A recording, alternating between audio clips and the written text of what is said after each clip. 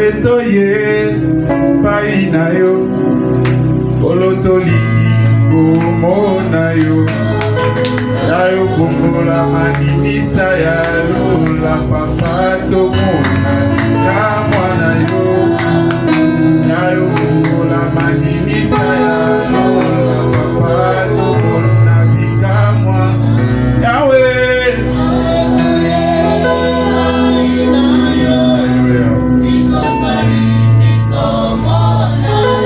qui nous a donné ce mois de décembre. Et ce Dieu-là ouvre les cieux. Que les écluses des cieux nous soient ouvertes. Tout au long de ce mois de décembre. Ce mois de décembre qui symbolise notre dernier virage pour cette année 2025. Nous avons encore plus besoin de sa grâce, de sa bonté. Nous avons encore grâce de sa présence. Nous avons besoin de son accompagnement. Nous avons besoin d'être guidés par son esprit. Afin que ce mois de décembre soit un mois de miracles, qu'il nous soit un mois de visitation, qu'il nous soit un mois de récompense. Je décrète et je déclare tout ce que tu n'avais pas pu obtenir durant les 11 mois passés. Que Dieu te visite ce mois. Que les écluses des cieux te soient ouvertes ce mois. Et que tu puisses bénéficier de toutes ces bénédictions. Que tu puisses bénéficier de toute cette grâce. De toute cette bonté. Dans le nom de Jésus. Parce que c'est lui qui t'a fait la promesse. C'est un Dieu qui est juste. C'est un Dieu qui est fidèle. Ce n'est pas un homme pour mentir. C'est encore un fils de l'homme pour se repentir. Il reste toujours derrière sa parole pour l'accomplir. Que toutes les promesses de Dieu soient accomplies dans le nom suprême de Jésus. Est-ce qu'on peut l'acclamer royalement? Est-ce qu'on peut lancer des cris de joie dans le nom de Jésus? Dieu qui t'a gardé durant 11 mois. 11 mois qui n'ont pas été faciles. 11 mois de difficultés. 11 mois de multiples problèmes. Mais toi tu es un survivant. La Bible dit il y a encore de l'espoir pour ceux qui vivent. Mieux vaut un chien vivant qu'un lion mort. Nous sommes des chiens vivants parce que nous avons la vie. Et la vie a un nom. La vie de Jésus-Christ est notre. Nous sommes en vie parce que nous avons Jésus. Alléluia. Amen. Est-ce qu'on peut lire les Écritures? Nous sommes dans Jérémie, chapitre 17, de son 8e à de son 7e à son 8e verset. Ça, c'est le verset principal de notre thème de ce mois. Parce que ce que nous allons aborder cette semaine n'est qu'un sous-thème qui est tiré de notre thème principal, qui est bien entendu porter les fruits. Est-ce que nous sommes ensemble? Alors, dans ce thème porter les fruits, Nous l'avons puisé dans ces versets ici. Je crois que j'aurais besoin d'un confrère qui pourrait m'aider de temps à autre à afficher les versets bibliques ou bien les différents points. Déjà, il faut nous aider à mentionner les versets. Jérémie chapitre 17, verset 7e au 8e. Jérémie chapitre 17, le verset 7 jusqu'à 8. Je lis au nom de Jésus-Christ. Amen. Béni soit l'homme qui se confie dans l'Éternel et dans l'Éternel est l'expérience. Verset 8. Il est comme un arbre planté près des eaux et qui étend ses racines vers les courants. Il n'aperçoit point la chaleur quand elle vient. Et son vieillage reste vert. Dans l'année de la sécheresse, il n'a point de crainte. Il ne cesse de porter du fruit. Amen, amen. La Bible dit que cet arbre-là, peu importe les intempéries, peu importe les problèmes, il ne cesse de porter les fruits. Cela revient à dire, à chaque fois qu'on regarde cet arbre, on voit que cet arbre-là a toujours des fruits. Laisse que tu sois cet arbre-là qui aura toujours des fruits. Cet arbre-là qui sera toujours porteur de fruits. Tu peux reprendre ta place dans le nom de Jésus. Frère Hervé, je crois que vous êtes sur le lieu en question. Vous pouvez répondre à la lecture. Moi, je vais commenter. Jérémie chapitre 17, 17e au 8e. Jérémie chapitre 17, 17e au 8e. Oui. Je lis la parole de Dieu. Amen. Ne te fais pas accabler pour moi. Non, Jérémie chapitre 17, 17e au 8e. C'est notre verset. 7 à 8. Jérémie 17, 7 à 8. 7 à 8. Bénis l'homme qui compte sur le Seigneur. Amen, amen. Amen. On dit qu'il soit béni, cette personne-là qui a mis son intention, sa foi, qui a mis sa confiance, qui a tourné son regard vers l'Éternel. Alors comment est cette personne-là qui croit de manière permanente, qui tourne son regard permanemment vers Jésus? Continue. Le Seigneur devient son assurance. Amen, amen. Amen. Dans la personne qui porte son regard vers Dieu, Dieu devient son assurance. Dieu devient son appui. L'assurance, ça veut dire quoi? Nous voyons aujourd'hui, il y a des sociétés d'assurance. Quand nous allons nous assurer là-bas, ça signifie que quand vous connaîtrez un problème,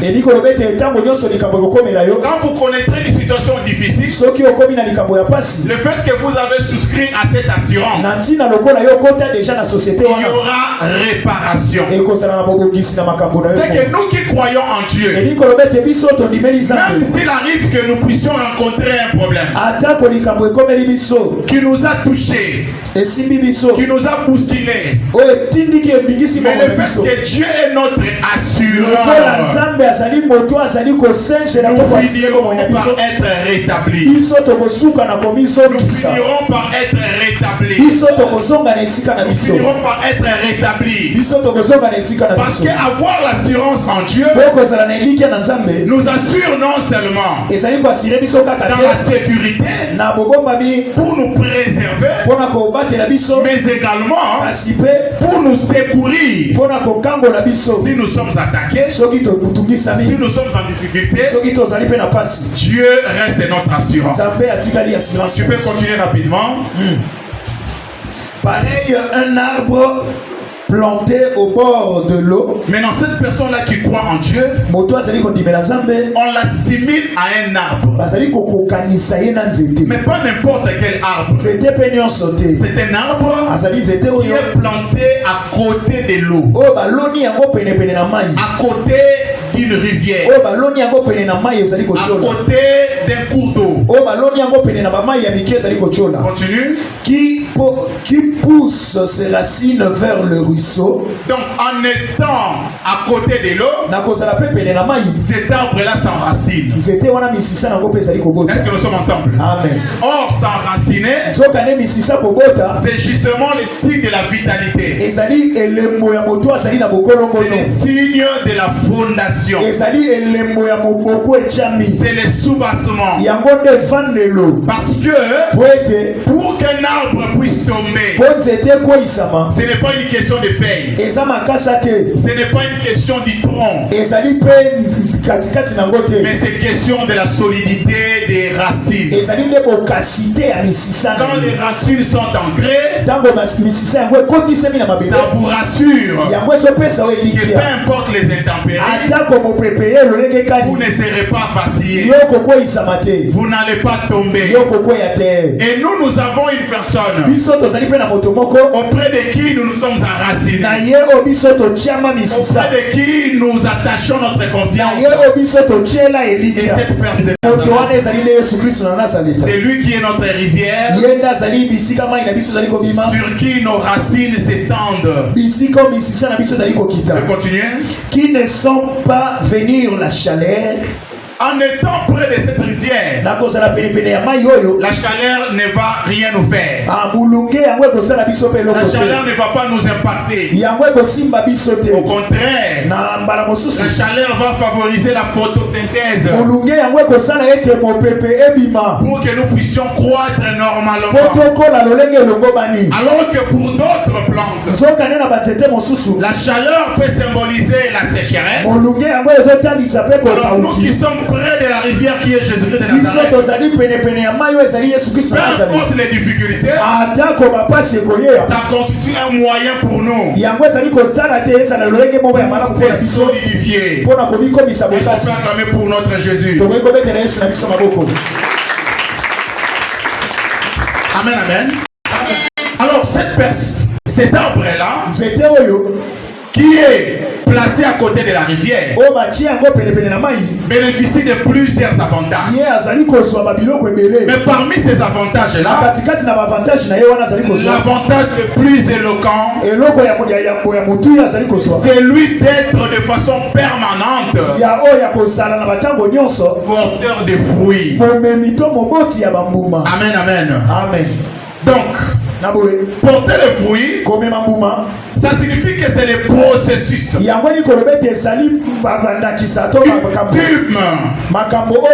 C'est le processus ultime.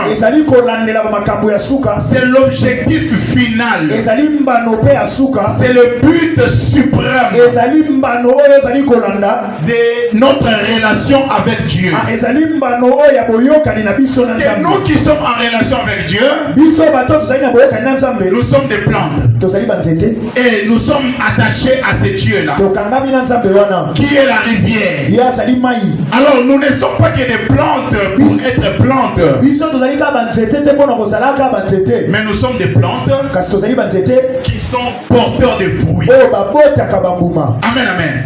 Ça signifie que dans notre vie d'enfants de Dieu, nous devons avoir des symboles physiques. Nous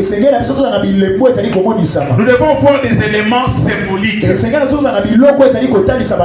attestent que nous avons foi en Dieu. C'est-à-dire aujourd'hui, la vie chrétienne n'est pas une vie passive. Ce n'est pas une vie virtuelle. Ce n'est pas une vie fictive. C'est vrai, dans la vie de Dieu, dans la vie chrétienne, nous commençons d'abord par la dimension spirituelle avant de basculer vers la dimension physique. Mais pour que nous puissions comprendre, pour que les gens arrivent même à croire, pour Pour que les gens arrivent même à attester. Amen, amen. Amen. Que nous sommes enfants de Dieu. Nous devons avoir des signes. Nous devons avoir des symboles. Nous devons avoir des choses qui attestent que nous sommes réellement enfants de Dieu. C'est-à-dire il y a un processus spirituel qui commence par recevoir Jésus-Christ comme notre Seigneur et Sauveur. Ça c'est un travail spirituel. Mais après ce travail spirituel, notre vie chrétienne doit être porteuse de fruits qui symbolisent notre foi avec Dieu. Donc vous allez voir que on dit que cet arbre-là qui s'attache à la rivière, qui est Dieu, il ne cesse de porter les fruits. Est-ce que nous sommes ensemble? Ça signifie que pour cet arbre-là, peu importe la saison, même si c'est la saison des pluies, l'arbre porte les fruits. Même si c'est la saison sèche, l'arbre continue toujours de porter les fruits. Peu importe les intempéries, peu importe les situations difficiles, cet arbre-là ne manque pas de fruits. Je prie Dieu ce soir qu'à travers ces programmes, que tu sois basculé dans une phase de ta destinée où tu ne vas plus vivre des bénédictions en intermittence. Aujourd'hui tu vis la bénédiction et demain c'est les malheurs. Je prie Dieu que Dieu puisse te basculer dans une phase où ta bénédiction sera continuelle, où tu auras du succès en succès, où tu auras de prospérité en prospérité. C'est vrai, dans la vie chrétienne, il y a les combats qui viennent, il y a les combats qui surgissent, mais parce que nous avons Jésus, même si le soleil vient, même si le soleil vient, mais nous sommes la rivière. Sors et nous sommes l'arbre qui est planté à côté de la rivière. Nous n'allons pas sécher et nous continuerons à porter les fruits. Est-ce qu'on peut acclamer le nom de Jésus? Lui qui est notre véritable source. Amen, amen. Amen. Alors, la vie chrétienne commence justement dans cette phase spirituelle. Et ça se bascule par des éléments matériels. Vous devez avoir des symboles. Vous devez avoir des éléments de témoignage. Vous devez avoir des signes physiques et palpables qui attestent votre chrétienté, qui attestent que vous avez Dieu. Alors, pour que Dieu puisse t'amener dans la dimension de porter les fruits, amen, amen, amen, Dieu s'arrange et nous placer dans une trajectoire. Maman Florence, amen. Dieu s'arrange de nous placer dans une voie, dans un chemin qui va nous conduire jusqu'à porter des fruits. Est-ce que nous sommes ensemble? Voilà pourquoi quand Dieu vient dans notre vie, vous allez remarquer que Dieu commence d'abord par nous faire des promesses. Est-ce que nous sommes ensemble? Amen. Quand on s'attache à Dieu, quand on vient à Jésus-Christ, Dieu commence d'abord. Même Pierre, quand il prêchait, on lui a dit qu'est-ce que nous devons faire. Il a dit répentez-vous, soyez baptisés et vous recevrez le Saint-Esprit. Est-ce que nous sommes ensemble? Donc le Saint-Esprit est devenu une promesse attachée à des personnes qui croient en Jésus. C'est que quand on vient en Dieu, quand on vient en Christ, Dieu commence d'abord par nous faire une promesse. Mais pourquoi Dieu commence par nous faire une promesse au lieu de nous donner directement? Est-ce que nous sommes ensemble? Parce qu'il y a une différence. Moi je suis un être humain. Je t'ai fait une promesse parce que pour ces moments-là, je n'ai pas encore la chose pour te donner. Voilà pourquoi je t'ai fait une promesse. Est-ce que nous sommes ensemble? Amen. Mais avec Dieu c'est autre chose. Nous avons un Dieu qui a tout, qui contrôle tout, qui a créé tout. Il contrôle toutes choses. Tout est sous son contrôle. Mais qu'est-ce qui fait que en venant en Jésus-Christ, au lieu que Dieu nous donne directement, Dieu commence d'abord à nous faire des promesses que je vais vous donner, alors que la chose pour laquelle il est en train de vous promettre, Dieu ne manque pas cette chose-là. Il en a entre ses mains. Mais Dieu s'arrange de commencer d'abord par nous promettre. Mais pourquoi nous promettre? Est-ce qu'on peut acclamer la parole de Dieu? Amen, amen. Amen. Alors pourquoi Dieu préfère de commencer par nous faire une promesse? Dieu rencontre Abraham. Il sait qu'Abraham avait un problème d'enfant. Mais il lui fait une promesse que je te donnerai un enfant. Alors que Dieu avait cette capacité de lui donner l'enfant à l'instant même. Mais Dieu ne donne pas d'abord à Abraham l'enfant. Il commence d'abord par lui promettre. Il lui promet, et jusqu'au point où Abraham se rend compte que la promesse de Dieu avait pris une longueur. Amen, amen. La promesse de Dieu avait duré. Et jusqu'à ce que, dans son impatience, Abraham va même suggérer à ce que Eliezer, qui est né dans sa famille, puisse être l'héritier de son héritage, l'héritier de ses biens. Dans son impatience, Abraham ira jusque même à céder à la proposition de Sarah. Est-ce que nous sommes ensemble? Apprendre Agar pour femme, pour avoir Ismaël comme enfant, oubliant que la promesse de Dieu devrait s'accomplir au travers de Sarah.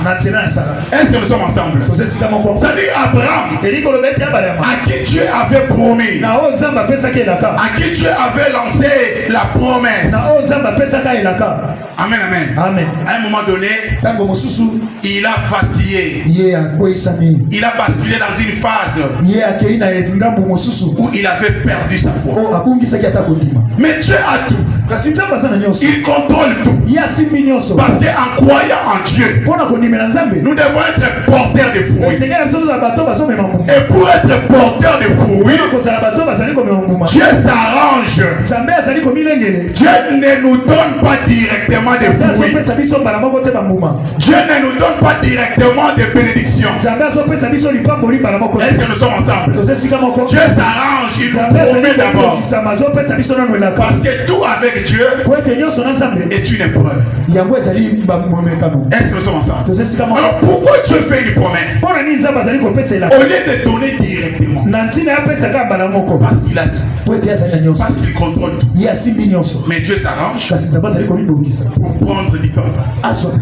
Dieu se fait plaisir de se dire que tu restes d'abord cet arbre qui va suivre les processus processus de maturation. Les processus de maturation. Jusqu'à ce que tu atteindras une phase où tu vas porter le fruit. Est-ce que nous sommes ensemble? Que Dieu te bascule dans la phase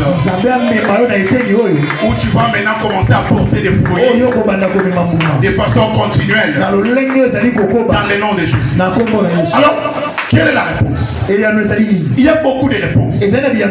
Mais ici, je veux seulement donner une seule réponse. Peut-être un jour, le jour où Dieu nous donnera plus d'occasions, nous allons vraiment parler sur les promesses. Nous allons peut-être évoquer d'autres éléments.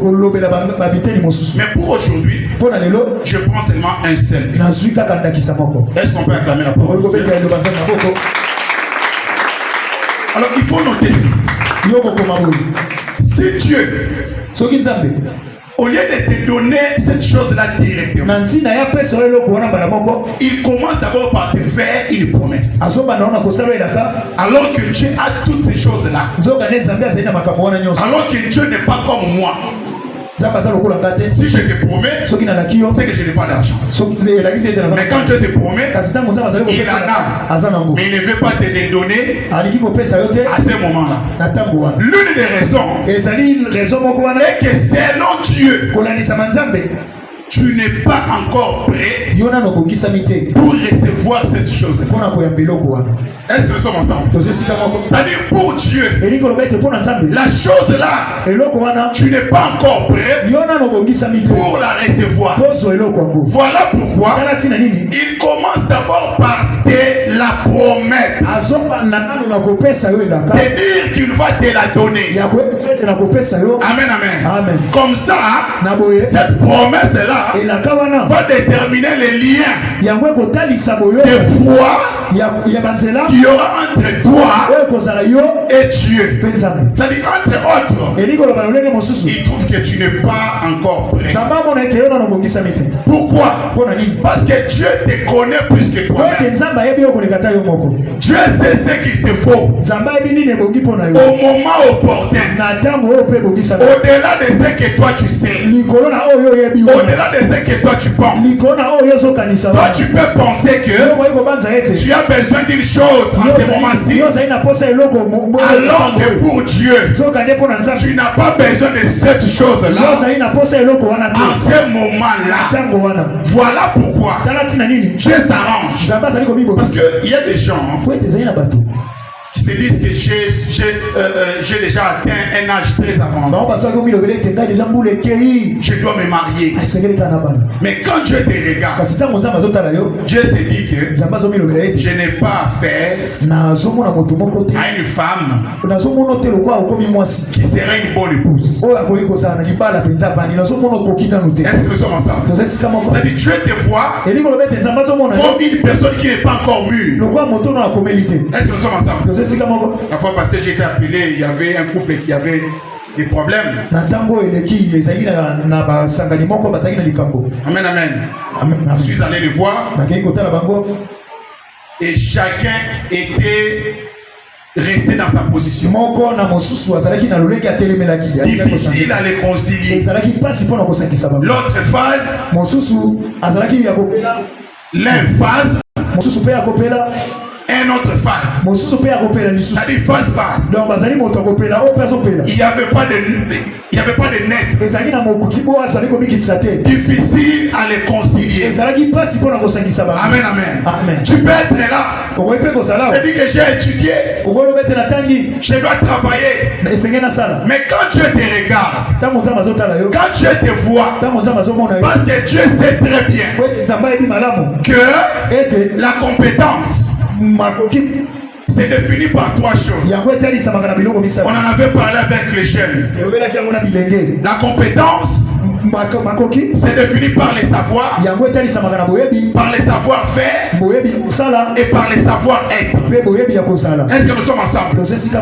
Ça signifie que tu peux connaître, tu peux être compétent, mais si dans le savoir-être dans les savoir-vivre, tu n'as pas un bon comportement. Tu n'es pas une bonne personne. Amen, amen. Amen. Dieu va s'arranger pour ne pas te donner du boulot. Amen, amen. Parce qu'aujourd'hui, il faut vraiment être incontournable dans un domaine donné. Parce qu'on tient toujours compte de ces trois choses. Les savoirs. Est-ce que tu as étudié? Les savoir-faire. Est-ce que tu es capable de faire? Les savoir-être. Est-ce que tu as la moralité qu'il faut? Est-ce que nous sommes ensemble? C'est-à-dire, si vous êtes compétent, il peut se faire qu'on te laisse travailler quelque part. Parce qu'on trouve que vous êtes incontournable. On ne tient peut-être pas compte de ton immoralité. Parce que l'entreprise a besoin de tourner. L'entreprise a besoin de ta connaissance. Mais le jour où l'entreprise va tomber sur une personne qui a une compétence plus que toi, ou bien qui a une compétence égale à toi, on va te mettre à la porte parce qu'on va faire ressortir la dimension de la moralité. Voilà pourquoi Dieu s'arrange pour nous préparer. Tu peux avoir étudié, mais Dieu en te regardant, il s'est dit que cette personne n'est pas propre pour vivre dans une entreprise, pour fonctionner dans une entreprise. Il va créer des problèmes aux gens. Est-ce qu'on peut acclamer la parole de Dieu? Amen, amen. Amen. C'est dans ce cadre-là que Dieu se donne le temps pour nous préparer, pour nous arranger à vivre de manière permanente la promesse de Dieu. Est-ce que nous sommes ensemble? Voilà pourquoi ce programme est venu pour nous rappeler, afin que chacun de nous puisse s'examiner, puisse se remettre en cause, puisse voir sa vie, comment est-ce qu'il se comporte. Pourquoi? Parce que si vraiment tu attends une bénédiction venant de la part de Dieu, tu dois connaître une chose. Hein, maman Florence? Tu dois être sûr d'une chose, et que Dieu s'assure toujours à ce que sa bénédiction ne soit pas l'objet de l'opprobre. Que sa bénédiction ne soit pas une voix qui fera honte à son nom,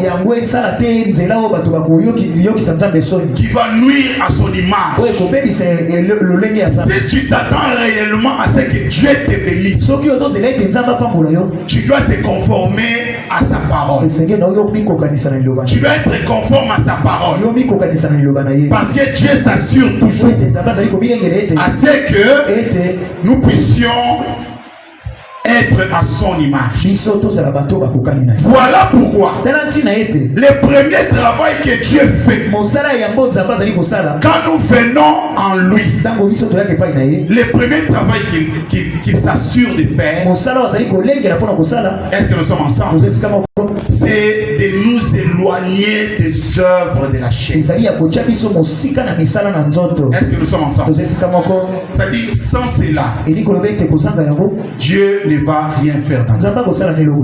Est-ce que nous sommes ensemble? Amen. Voilà pourquoi la Bible dit, quand on a posé la question à Pierre, il dit répentez-vous. Est-ce que nous sommes ensemble? Amen. C'est repentir veut dire, je ne veux pas te compliquer avec beaucoup de définitions, mais je peux les symboliser en un seul verbe. C'est repentir signifie regretter. Est-ce que nous sommes ensemble? Bon, je ne sais pas comment le dire, moi aussi en lingala. Est-ce que nous sommes ensemble? C'est-à-dire, c'est repentir. Signifie regretter. Cela veut dire moi. Tu regardes ta vie, tout ce que tu avais fait dans le passé, tu regrettes. Tu te dis pourquoi j'avais fait tout ça? C'est ça la réponse. Est-ce que nous sommes ensemble? C'est-à-dire, tu regardes ta vie passée. Tout ce que tu faisais, tu regrettes. Mais pourquoi j'avais fait tout ça? Est-ce que nous sommes ensemble? Ces sentiments-là ne t'a pas encore envahi. C'est que tu n'as pas encore connu la repentance. Tant que tu ne sens pas du regret, du mal, de mauvais comportements que tu as eu à commettre dans les passés, c'est que tu n'étais pas encore repenti. Parce que c'est repentir signifie regretter. Est-ce qu'on peut acclamer la parole de Dieu? Alors regretter tout ce qu'on a eu à commettre comme œuvre de la chair. Et les œuvres de la chair se symbolisent justement par ces concepts-ci que nous appelons les péchés. Est-ce que nous sommes ensemble? Alors, nous devons savoir que les péchés, c'est quoi? D'abord, nous devons avoir une information sur les péchés. Nous devons savoir que les péchés est l'un des sujets les plus marquants de la Bible. Amen, amen. Amen. Parmi les sujets les plus marquants de la Bible, il y a les péchés. Et les péchés peut même occuper la première position. Si pas la deuxième, ou bien la troisième. Est-ce que nous sommes ensemble? Amen. Donc ça signifie que notre vie d'aujourd'hui, la manière dont nous nous conduisons, nous devons toujours nous soucier sur notre conduite. Amen, amen. Amen. Parce que aujourd'hui, il y a beaucoup de problèmes que nous connaissons. Il y a beaucoup de situations difficiles que nous traversons. Sans le savoir que la source c'est le péché. Est-ce que nous sommes ensemble? Donc le péché, c'est la base de toutes tes souffrances. Est-ce que nous sommes ensemble? Tout ce que tu connais comme problème, si vous analysez bien tout ce que tu as comme souffrance, si tu l'analyses très bien, c'est à cause du péché. Est-ce que nous sommes ensemble? Ça veut dire quoi? Le péché, ça signifie que si le diable t'attaque, si le diable parvient à t'attaquer, c'est parce que tu avais ouvert une porte. Et cette porte-là que tu avais ouverte, c'est forcément le péché. Donc le malheur que tu vis aujourd'hui, c'est à cause du péché. Est-ce que nous sommes ensemble? Est-ce qu'on peut acclamer comme ça? On va pourquoi? Parce qu'au commencement, quand Dieu avait créé le monde, tout était normal. Tout fonctionnait à bon escient. Tout marchait paisiblement. Le monde n'était pas comme nous le voyons aujourd'hui. Mais qu'est-ce qui a détruit le monde? Qu'est-ce qui a fait que le monde soit devenu ce qu'il est aujourd'hui? C'est quoi la raison?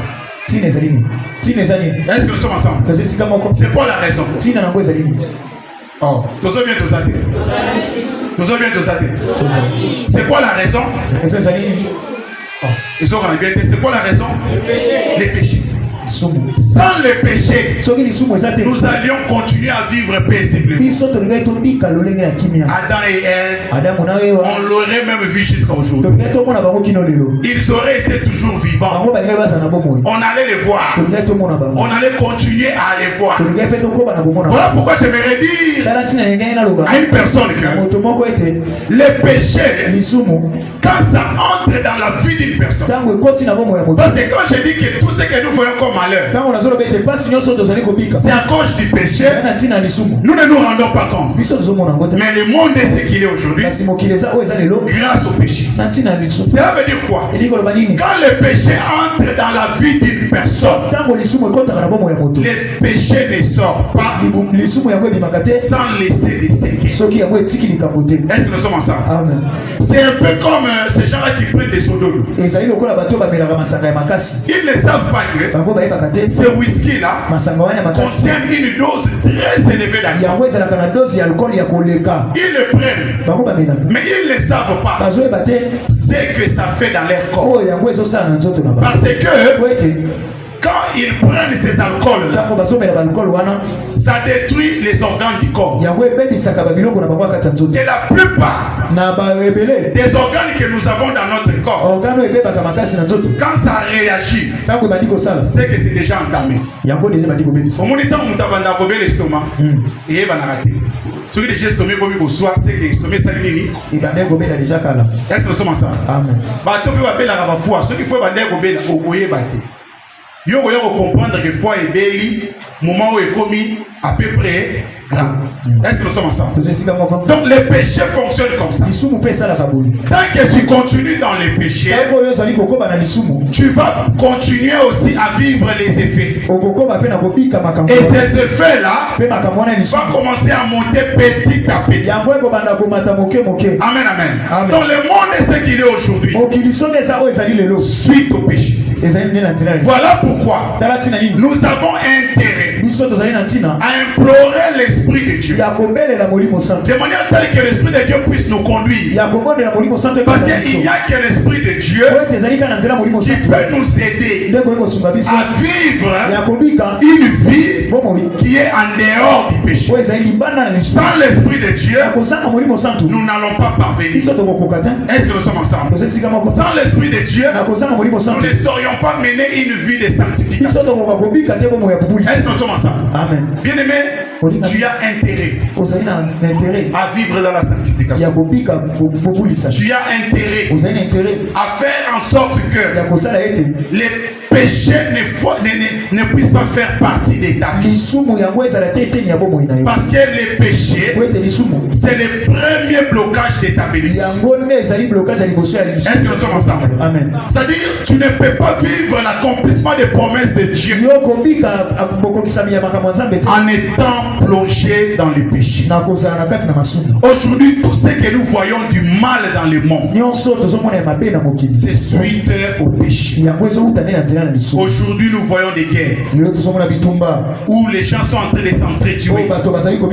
Ce sont les effets du péché. Si aujourd'hui nous voyons la famine, amen, amen, qui attaque le monde, c'est à cause du péché.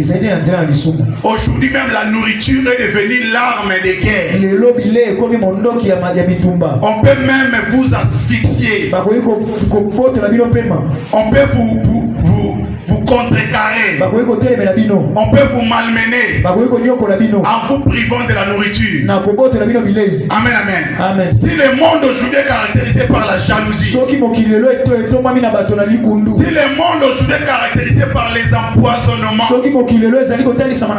avec facilité, quelqu'un peut décider à tuer son ami, à tuer son collègue de service.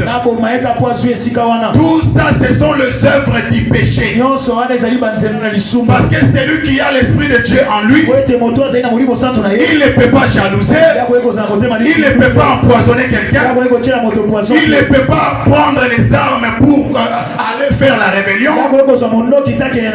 il ne peut pas attaquer une autre nation. Quand on a l'esprit de Dieu, on ne va pas se comporter de cette façon. Amen, amen. Le péché a amené la trahison. Le péché a amené la mort. Si aujourd'hui tu avais perdu un frère, un père ou bien une mère, ou quelqu'un dans ces quartiers, tous les deuils que nous connaissons, toutes ces personnes-là qui sont mortes, la cause de leur mort, c'est le péché. C'est le péché qui a amené la mort. C'est le péché qui a fait en sorte que nous tous qui sommes ici, un jour nous allons mourir. C'est à cause du péché. Est-ce que nous sommes ensemble? Donc c'est pour vous dire que le péché, ce n'est pas une chose à négliger. Est-ce que nous sommes ensemble? Ça signifie que si Adam et Ève ne s'étaient pas compromis, s'ils avaient su garder leur vie, nous serions au paradis. Et tout allait fonctionner de la plus belle manière. Est-ce qu'on peut nous lire Romains chapitre 5? Rapidement, s'il vous plaît. Romains chapitre 5. Romains 5. Romains chapitre 5, verset 12. Romains chapitre 5, verset 12. Vous lisez aussi 17-18. Nous lisons la parole de Dieu. Voilà pourquoi, de même que par un seul homme, le péché est entré. Amen, amen. Dans les mondes. Pardon. Je vous ai dit que tout ce que nous avons comme malheur, tout ce que nous avons comme difficulté, la cause c'est quoi? Amen, amen. Amen. C'est parce que Adam et Ève avaient péché. Est-ce que nous sommes ensemble? Donc, de la même manière, comme il y avait une personne qui avait péché, et c'est cette personne-là qui nous a basculé dans ce que nous voyons. Continue. Voilà pourquoi, de la même manière qu'un seul homme, le péché est entré dans le monde. Amen, amen. Amen. Donc, une seule personne a suffi pour que le péché entre dans le monde. Amen, amen. Amen. Une seule personne. En tout cas, il faut acheter des marqueurs. Hein. Ça ne marche pas. 12 et puis on va lire 17 et 18. Continue. 17 et 18. 17.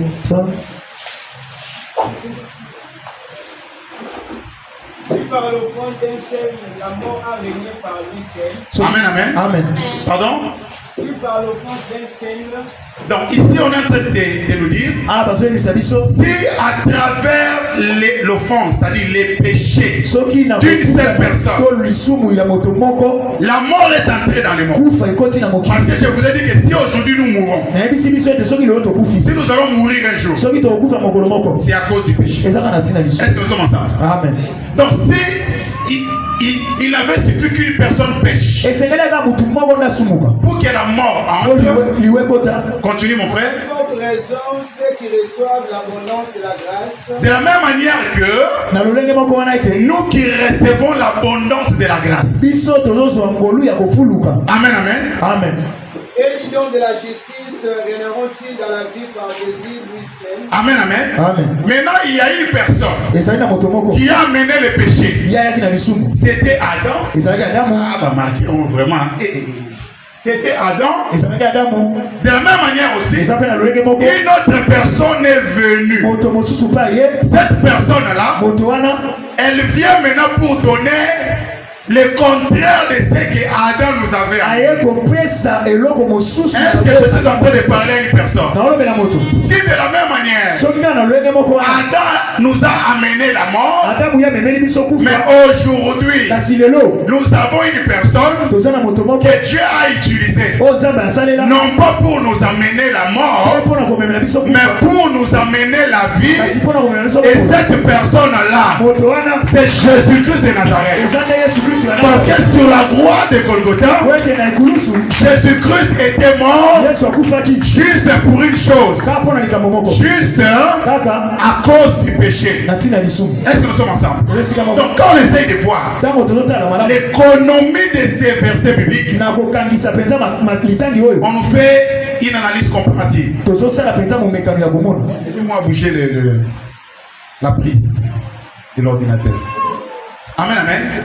De la même manière qu'il y avait une personne qui a été utilisée, Dieu s'est servi aussi de Jésus-Christ. Lui maintenant, il vient pour nous donner la vie. C'est que c'est lui qui a Jésus-Christ en lui. Il n'a pas la mort en lui. Il n'a pas la mort en lui. Tu peux relancer. Amen, amen. Amen. Donc, si de la même manière, il y avait une seule personne qui a été utilisée, Dieu utilise aussi la même logique. Il envoie aussi Jésus-Christ. Jésus est mort pour les péchés. Amen, amen. Donc vous voyez l'importance des péchés. Est-ce que nous sommes ensemble? Les péchés ont détruit le monde. Et Dieu envoie Jésus-Christ pour venir mourir pour les péchés. Voilà pourquoi un enfant de Dieu ne doit pas ignorer les informations sur les péchés. Un enfant de Dieu doit être enseigné sur les péchés. Il doit les connaître. Nous avons le devoir d'être enseignés sur ces choses. Sans quoi nous risquons d'être les chrétiens, les enfants de Dieu qui ne font que chasser les démons.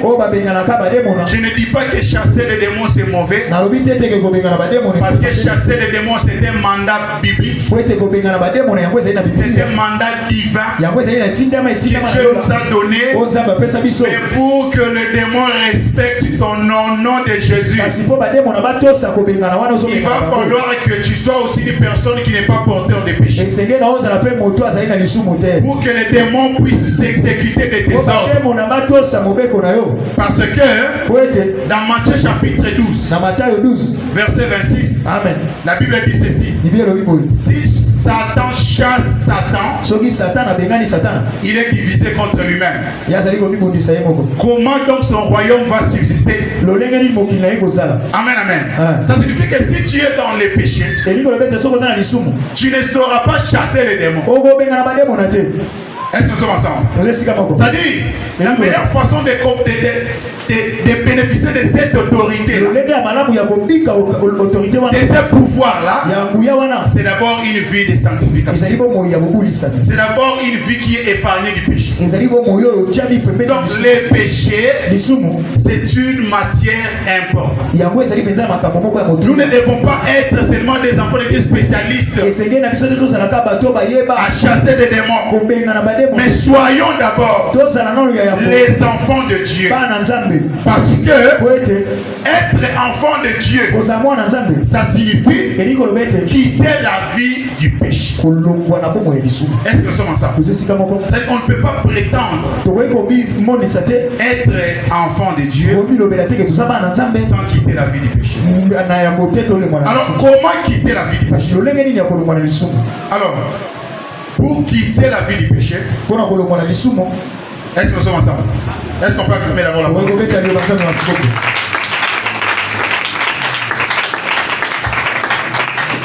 Pour quitter la vie du péché,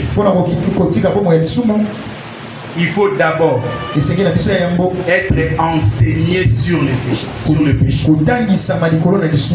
Est-ce que nous sommes ensemble? Il faut d'abord commencer par être enseigné sur les péchés. Il est vrai que vous pouvez être là. Vous dites que j'ai déjà fait 5 ans comme enfant de Dieu. J'ai déjà fait 10 ans, 20 ans, 15 ans. Qu'est-ce qu'on peut encore m'apprendre sur le péché? Amen,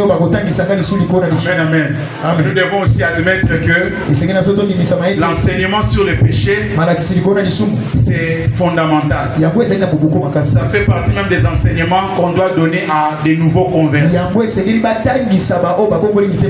Et la plupart d'entre nous, quand on avait cru en Jésus-Christ, peut-être en ce moment-là, on n'avait pas parlé de ces choses. On ne nous avait pas parlé de ces choses. Amen, amen. Mais aujourd'hui, Dieu nous fait cette grâce de bénéficier de ces programmes. J'aimerais nous rassurer que ce programme est riche. Les programmes de ce mois est très riche. C'est un programme de bénédiction. C'est un programme de restauration. C'est un programme de restitution. C'est un programme qui est diversifié. Amen, amen. Mais commençons d'abord par les commencements. C'est-à-dire comprendre les notions élémentaires, notamment les péchés. Parce que quand on analyse même la Bible, les spécialistes disent que il n'y a que Genèse chapitre 1er et Genèse 2. Mais également Apocalypse 21 et Apocalypse 22 qui ne font pas allusion au péché. Les restes des chapitres, parce que la Bible compte 1189 chapitres répartis en 66 livres. Amen. Est-ce que nous sommes ensemble? Mais il n'y a que 4 chapitres qui n'abordent pas de façon directe ou indirecte du péché. Les restes des chapitres parlent soit du péché, parlent soit du péché, soit des conséquences du péché. C'est que dans une certaine mesure, vous rencontrez, quand vous lisez la Bible, vous verrez qu'il y a toujours une chose qui a trait soit au péché, soit à la conséquence du péché, amen, amen, soit à un péché. C'est pour dire que le péché, c'est un sujet qui est fondamental. Alors c'est quoi les péchés? 1 Jean chapitre 3 verset 4. On peut nous les lire. Nous sommes dans l'enseignement. C'est quoi les péchés? C'est quoi les péchés? 1 Jean chapitre 3 verset 4. 1 Jean chapitre 3 verset 4. Je lis au nom de Jésus-Christ. Amen. Quiconque pêche transgresse la loi. Amen, amen. Amen. Ici, on nous dit une chose. Quiconque pêche transgresse la loi. Donc, le péché, c'est quoi? C'est transgresser la loi. Le péché, c'est quoi? C'est violer la loi. Restez-vous. Est-ce que nous sommes ensemble?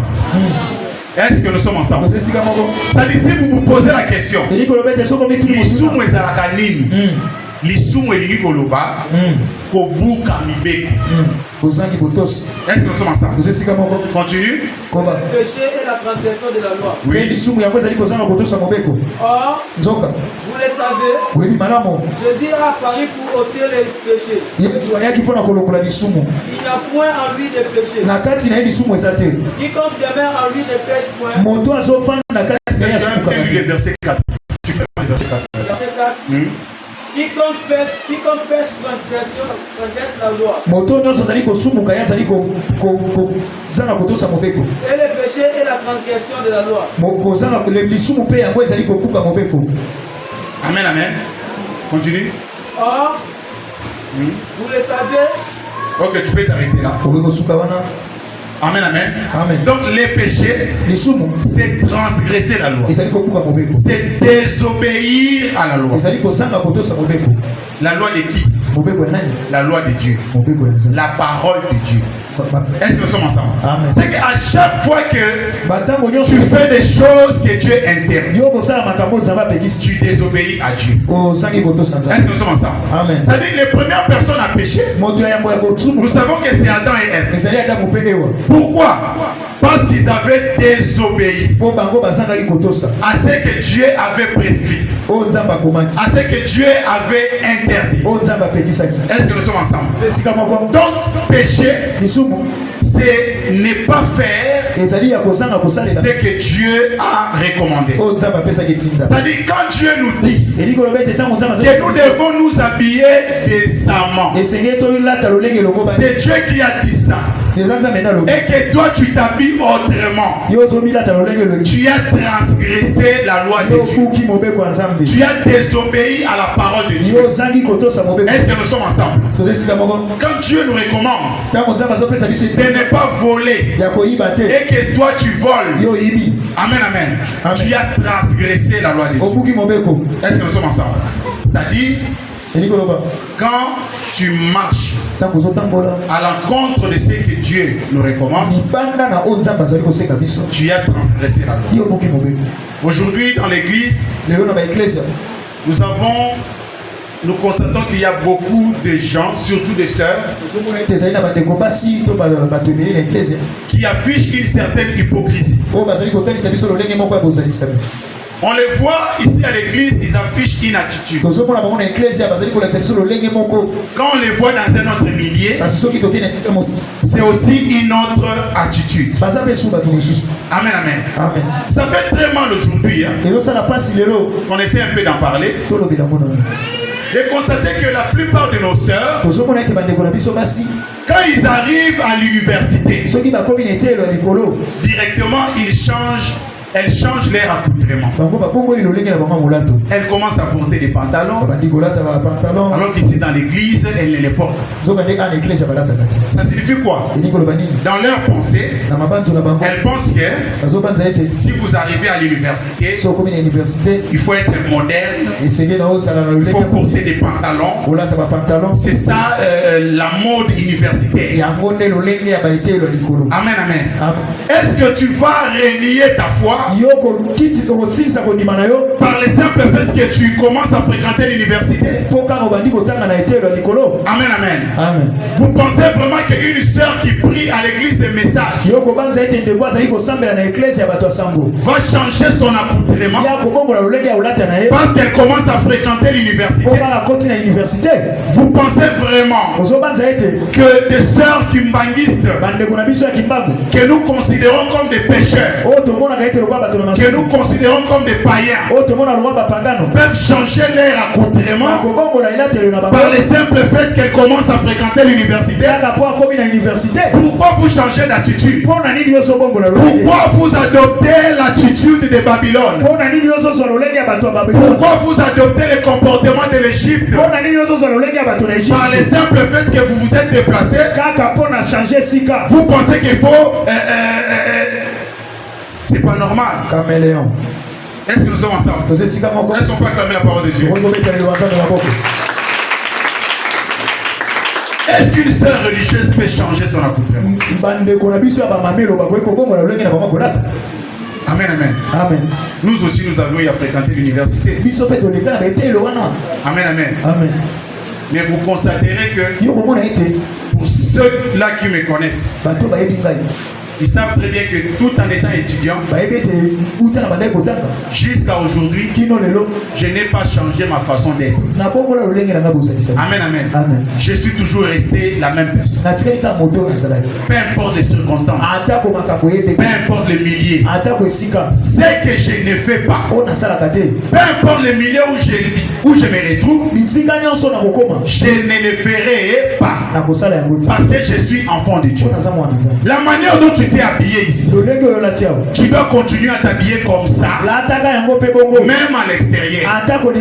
Amen, amen, amen. La vie chrétienne n'est pas une vie à géométrie variable où tu changes à chaque fois que tu arrives à un milieu donné. Tu te retrouves dans une fête, tu te retrouves dans une manifestation, on commence à jouer une musique folklorique qui est attachée à votre village. Allez, tu te mets debout et tu t'emballes et tu oublies ton identité. Tout ce que vous êtes en train de faire là, c'est la transgression, c'est la désobéissance, c'est le péché. Est-ce que nous sommes ensemble? C'est-à-dire, un enfant de Dieu doit implémenter sa vie partout où il se retrouve. La vie chrétienne n'est pas une vie à géométrie variable. Même quand on se retrouve en Égypte, on ne va pas se mêler avec tout le monde. Tu dois préserver ton identité d'enfant de Dieu, ton identité d'une personne qui se comporte bien, qui sait s'habiller, qui sait se comporter. Est-ce que nous sommes ensemble? Même quand les enfants d'Israël étaient en Égypte, ils ne vivaient pas partout. Ils avaient leur territoire. Ils avaient leur ville. Ils vivaient à Goshen. Or, Goshen signifie les lieux du soleil. C'est-à-dire, il y a la lumière. Goshen signifie aussi terre de la force. C'est-à-dire, il y avait la solidité. Goshen signifie aussi une terre herbeuse où il y a les herbes. Or, l'herbe, c'est l'image de la vitalité. La vitalité chrétienne, la vie de Dieu, tu dois la répandre partout. Peu importe le milieu où tu te retrouves, tu dois toujours analyser ta vie.